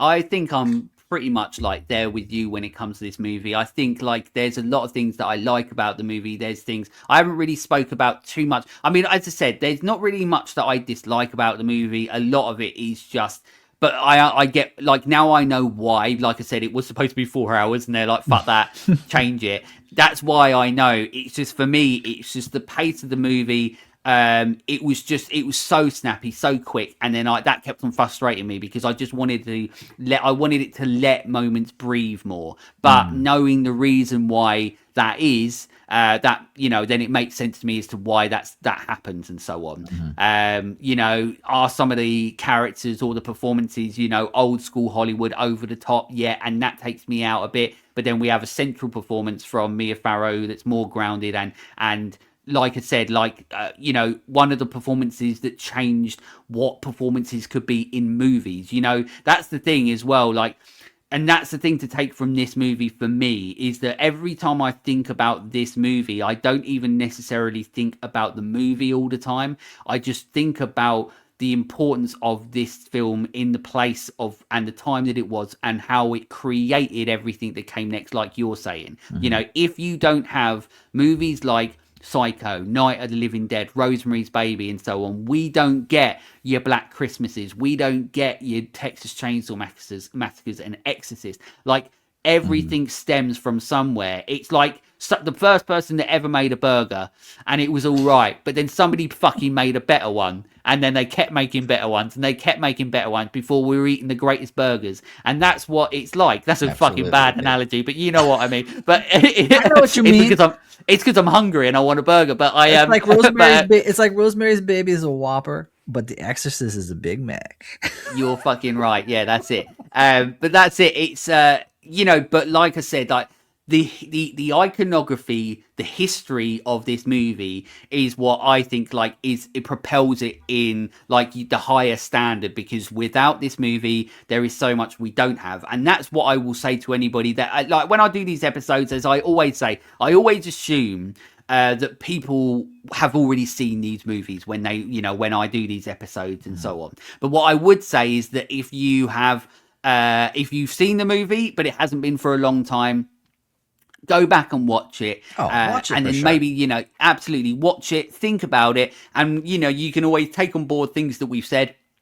It might open your eyes to, say, a different way of looking at the movie, potentially. But if you are somebody that's watching this, and it becomes about, you know, like, oh, I've never seen Rosemary's Baby or whatever, whether you're watching and listening to this, then obviously, you know, do so, because for me, it's about it. You know, there are different types of horror fans, and we've all spoken about this before. And if you're like a general drop-in horror fan where you're like, I like horror and stuff like that, then maybe Rosemary's Baby isn't like the movie that you're always going to go to or watch and stuff like that. But if you're somebody that is like, you really love horror and you would like to understand or know more about what, like, the iconography, the history of horror, where it came from, and all that sort of stuff, Rosemary's Baby is one of those like must-watch movies, because yeah, you do, when you watch this movie in a modern day era, you look back at it and go, okay, I understand where the genre came from and where it really started to form everything that came after it. And then the reason for that is, you know, as I said, movies like Rosemary's Baby. So the iconography for me, when it comes to the movie's like there, the iconography is up here because we get, you know, as you said, Whopper, Big Mac. That's it. Unless somebody likes Burger King more, then, you know, there we go. There are people out there like that, you know. There's somebody out there going, Popeye. Somebody prefers a Wendy's burger. But, you know, absolutely. Each to their own. That's it. That's right. That's it. Somebody at the bottom's like, KFC gravy is all I want. That's it. But there we go. So that's the movie. That's our overall thoughts on the movie. Of course, if you've seen it, make sure you watch it again. If you haven't, make sure you watch it, because it's incredibly iconic to horror. Of course, on the show, I always have the segment Your First Time. This is where you send me over your first time horror movie memories. I read it out on the show. As Erik has been on the show after I've read this, Erik's been on the show a few times now, that rather than get his first time horror movie memory, I'm going to ask him for a recommendation. He's going to give us that in a minute. But I will say, and I do keep saying this on the episode. So this segment I absolutely love, but the sad thing is that one, I've completely run out of them, so I need more. But also, I do keep putting posts out there, and people aren't sending them over. So if you're watching and listening to this, and you haven't sent me your first time horror movie memory, make sure you do, because then I can add it into the episode. You get a little shout out, and I get to enjoy it because I love doing this segment. And there's been a couple times recently where I haven't been able to do the segment because no one sent them over, and that's really sad for me. But this one was sent over by IMD. Oh, have I said that right? IMDZ, which is IMD Zombie on Instagram. So make sure you go and follow them. But this then, they put, so the earliest horror movie memory that they have is my dad letting me watch Alien way too young. And I'm in the exactly same boat for that because Alien was my first horror movie as well. And I wore a sleeping eye mask over my mouth to bed for nearly a month. So luckily you survived it and no face huggers got in you. I was also petrified of the opening scene from E.T. where he's running through the woods. E.T. is not cute and lovable and he hates it. Fair enough. There we go. Fair enough. And to be honest, I can't, with his dildo fingers, I can't disagree with you about E.T. and being fucking the weirdest, slimiest looking alien ever. He's not a cute looking alien. Well, I suppose his eyes are quite cute looking, aren't they? But he does just look like a weird dildo condom alien, doesn't he? And funny enough, that was the original title of E.T. Yeah, E.T. It was CD hands, CDH condom dildo hands, and they were like, with Steven Spielberg, we can't have that. We're gonna have to change it to E.T. There we go. Well, so thank you to IMD Zombie on Instagram for sending that over. I appreciate it. Please send them over. All you've got to do is literally either comment it on this video if you're watching it, or on any of the socials. Just send me a direct message. Don't comment. Just direct message me in detail, and I'll read it out on the show. Eric, now's your time. I would love a recommendation from you. I got one for you, BP. Go on. I just came up with the one just now. As you were talking, I was thinking, what can I recommend? A couple things went through my head. For people who like to read, I love to read. The novel Coffin Moon by Keith Rawson. It's a vampire novel. It's a vampire road trip novel. It's really cool. It's old school 70s vampire. So I recommend that for our literary listeners out there. And for those of you who don't read, I recommend a documentary called Chain Reactions. It is about about Texas Chainsaw. I saw that. Is that the Texas Chainsaw one? Yeah, really good. You get some people coming on to talk about the first time they saw Texas Chainsaw, what it means to the horror genre, what it means to them. And it stars Patton Oswalt, the comedian actor Patton Oswalt, the director Takashi Miike, the film critic Alexandra Heller Nicholas, which I've had on my podcast, BP. She's awesome. Yeah. Then Karen Kuzma, and of course Stephen King. And it's a really awesome documentary. It's all the people that are talking about the film Texas Chainsaw Massacre are all fans of the horror genre, fans of this film. And of course, as we mentioned, Texas Chainsaw is one of the most important horror films ever made. I really think that started, along with Night of the Living Dead, the modern horror films. We draw a straight line from, a movie that just sinners and weapons. You can draw a straight line back to Texas Chainsaw, but Chain Reactions, check it out. I think you can rent it on Amazon Prime, or there is a box set that I'm not sure if it's out yet, but it's coming out. And in the box set of Chain Reactions, there are 5 different versions of Texas Chainsaw Massacre. Each version is if you watched it on VHS back in the 80s, that's the version. Or did you watch it in the theater in 1974? That's the version. Or did you watch it edited on TBS on Channel 11? That's the version. So it's really neat. So you can watch different ways. The first time you saw Texas Chainsaw. I think the first time I saw Texas Chainsaw was crappy VHS that I rented at the local, video store. And so you had that grainy quality. It wasn't 4K BP. I didn't see Texas Chainsaw on 4K. No, not for the first time. No, man. And that's how I remember it. And that's my love for that version. So with the Chain Reactions box set, I can watch that version again. And that's awesome. So there you go. Yeah, awesome. And you're right. Yeah, Chain Reactions, I watched that as well. And I really liked it because it felt like a little bit different because, it wasn't, it didn't feel as much like a documentary doing normal documentary things. It was cool because, of Patton Oswalt, of all people, talking about how much he loves Texas Chainsaw Massacre, but he talking had really cool about it. He had cool things to say too about it. Yeah. Yeah. And then Stephen King's there and he's talking about how much he loves and the importance. And you're right. It's a movie. It's a documentary. It's really cool because it's talking about not just the importance of Texas Chainsaw Massacre, but it's also something that's talking about the importance to people and the love that people have and certain people have that are in the documentary of Texas Chainsaw Massacre. So it's interesting because they do it a little bit different way rather than a standard documentary formula. So you're right. I watched it, really enjoyed it, and people check that out. Chain Reaction is really good. I always say, like the Texas Chainsaw Massacre is an interesting one because I always say I've never been scared by a movie in my life. I love horror, but I love it for like so many different reasons. But I've never been scared because I knew from a kid that not only one did I want to make movies, but two, as soon as I put that VHS tape in, I knew that I wasn't watching anything real, and I was taken to a different sort of world and so on, and whatever was happening on screen, I knew it wasn't real. But there's only ever been two movies that have ever affected me and made me feel unsettled and uncomfortable and made me really think about like questioning what I'm doing with my life watching these movies. And the Texas Chainsaw Massacre was one of them. And still to this day, it still gives me the same feeling now, even though I've seen it 100 million times or whatever.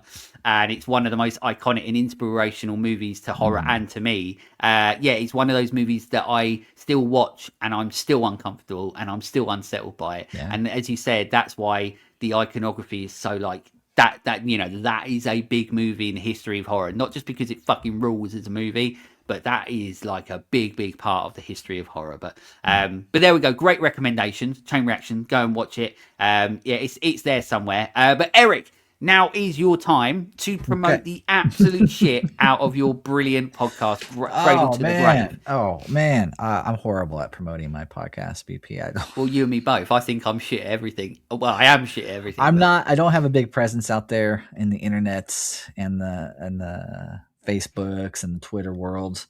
I'm only on Instagram, Cradle to the Grave Pod, and 2 is the number 2. So I post on there only. But the podcast is going strong, baby. I've been going over 3 years now. I started in the year 1971, talking about 10 horror films from 1971. And then obviously he didn't start in 1971. That's what I'm saying. I was just like, you were the first podcaster ever. When I popped out of my mother's womb podcasting with a microphone. But the movie you started was 1971. I started talking about movies in 1971. Back in year 2022 was when the podcast started. And then I've been going through each year. You've been a guest many times talking about movies each year of my life. I am currently in the year 2001, BP. A shitty year in movies. The early 2000s, man. I'm not a fan of this era of horror. It's a wild fucking time. From 19 I'd say from 2000, 99 maybe, but from 2000 to like 2003 or 4, it is a wasteland, man. I'm not having a good time doing the podcast right now. No, they were throwing shit at the wall and hope it stick. They didn't know. I've watched so much shit. I've watched so many crappy movies. Occasionally there's one that's okay, that's cool. Session 9, that was pretty cool. I did like that Session 9's a good one. Yeah, so there's some gems there, but it's been rough. But I'm getting through it. We're gonna keep the trains rolling, man. I'm not gonna quit doing this podcast until I reach modern day. And that'll probably be in like a couple of years when I reach modern day. But having a blast doing it. I'm not having a blast watching shitty movies, but I don't do the podcast to watch shitty movies. I do the podcast to talk to awesome people like yourself and the many guests that I get to come on from all different walks of life, musicians, artists, authors, other podcasters, my friend Chip. It's like whoever. Just come on and talk with me. And that is the joy for me, is talking with fans of the horror genre, the genre that connects us. You're across the ocean, BP, in England. I'm in California, but we are together in our love. Absolutely. The horror genre has brought us together. We have become friends, and that's the beauty of this genre, man, is that it crosses racial, it crosses territorial divides. It brings us all together, and that's what we need right now in the state of the world, the way things are going, man.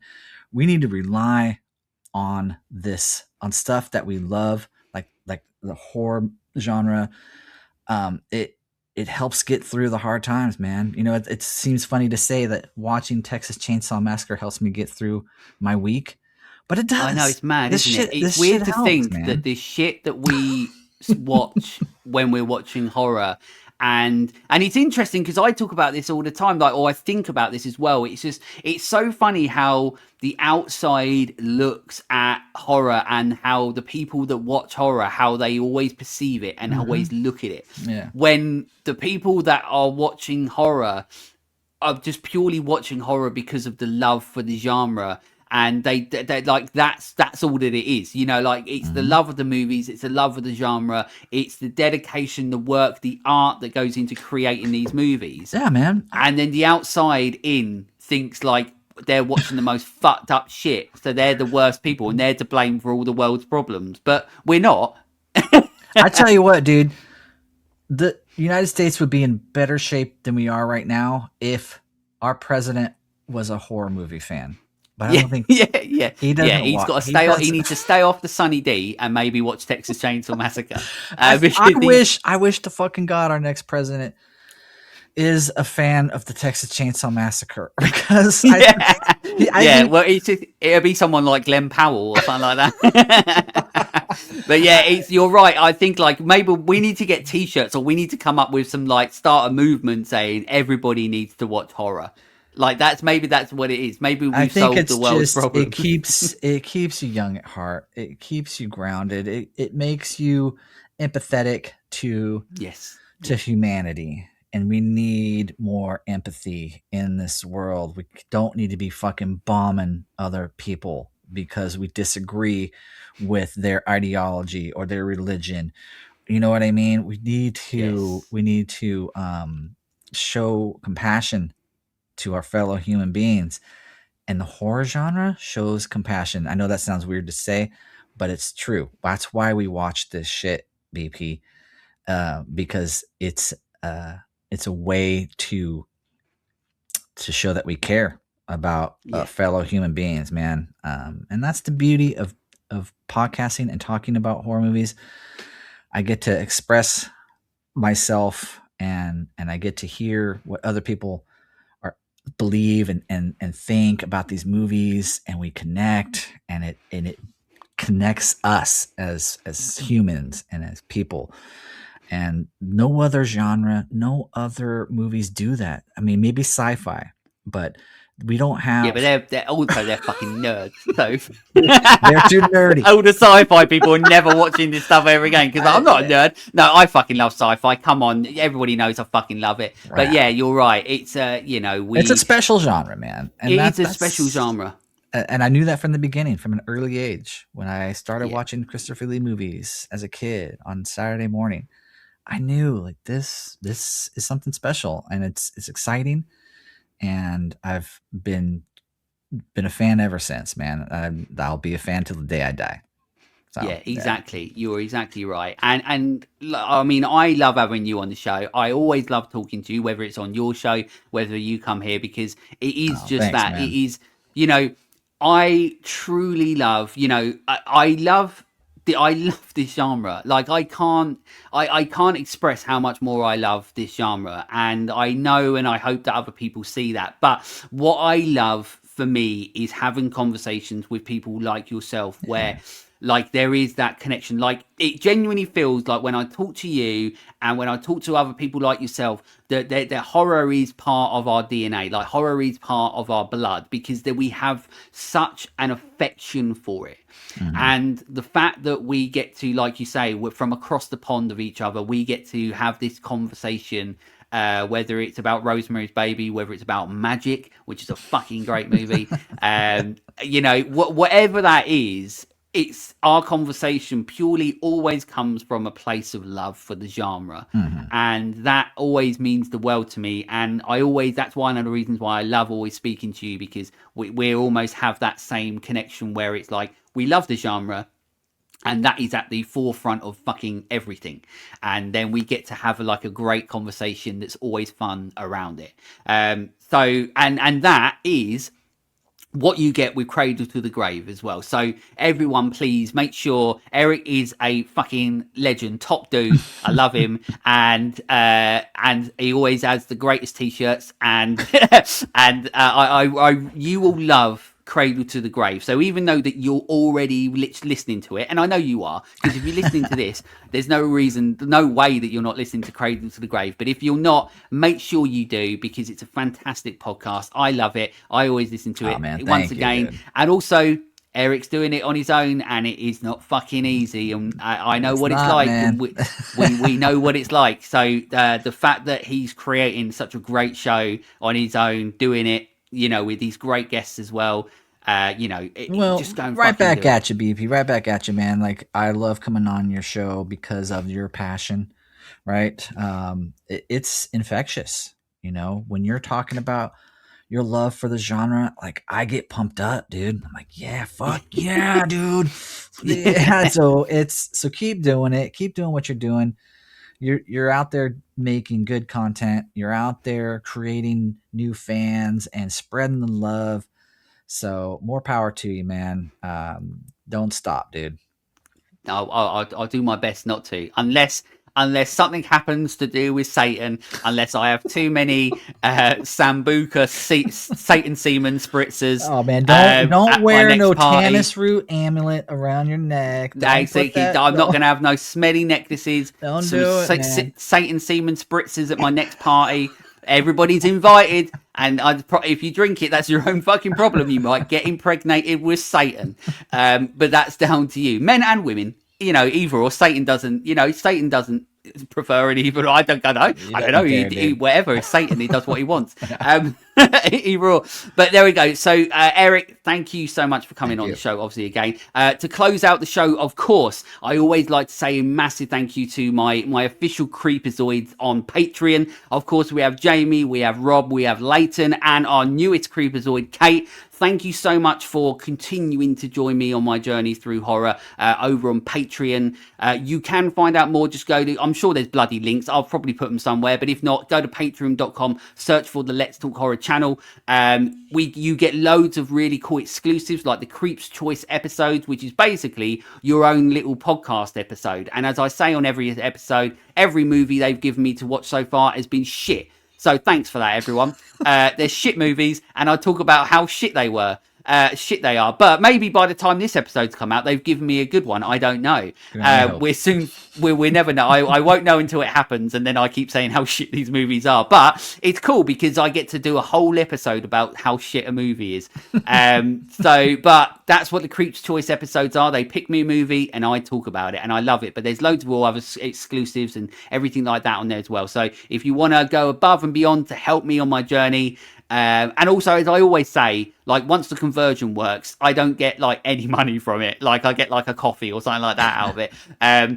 But what happens is that we get to like really like build a community on there, like a Let's Talk Horror community, and it's really fun. And we get to do, you know, like exclusive shit and stuff like that. We're not doing this for the money, BP. Not doing No, it for the absolutely. money, I've never made fucking anything from this. But I'd like to. Of course, I'd like to. If I tell you something, we would be rich men if it was just paid on passion. If we were paid on passion, we would be millionaires. But we're not. No. We're fucked. But there we go. But Erik, thank you so much for coming Oh, back on the man, show. I it's really been a pleasure, appreciate it. dude. It was a blast.